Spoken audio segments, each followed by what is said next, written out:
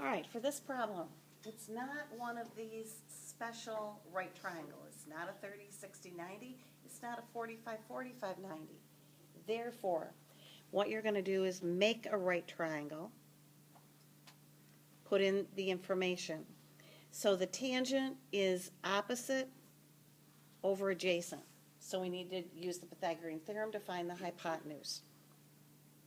So we have 3 squared plus 2 squared equals the hypotenuse squared. So I have 9 plus 4 equals the hypotenuse squared. Hypotenuse is equal to the square root of 13. And now it's just a matter of the angle is this angle right here. The angle in the right triangle that has a tangent of 2/3. So now the cosine of that angle is equal to adjacent over hypotenuse, or 3 over the square root of 13, that you're going to rationalize. Can't leave a radical in the denominator of a fraction, so we get 3 square root of 13 over 13. Okay, again, you're going to make a right triangle. The cosine is adjacent over hypotenuse, so 1 squared plus, I'm going to call it y squared, equals the hypotenuse squared. 1 plus y squared equals 16. Y squared equals 15. So this side is the square root of 15. And then the sine is opposite over the hypotenuse. So to be the square root of 15 over 4.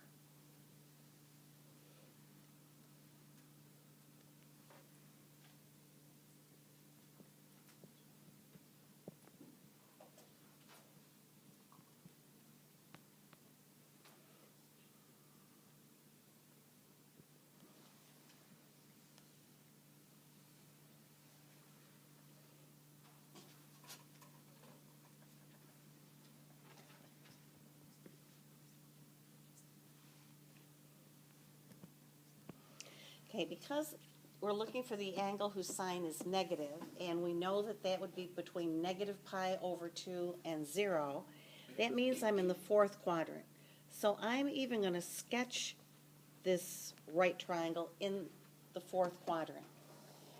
This is the angle, x, and the sine is equal to opposite over hypotenuse, or y over r, and it would be a negative 1. That's how we got a negative 1/3. And then with the Pythagorean theorem, x squared plus y squared equals r squared. X squared is equal to 8. X is equal to the square root of 8, which is 2 square root of 2. So the cosine would be adjacent over hypotenuse. So we have the angle whose sine is the sine of negative pi over 2. Negative pi over 2 has a sine of negative 1. So the angle whose sine is negative 1 is negative pi over 2.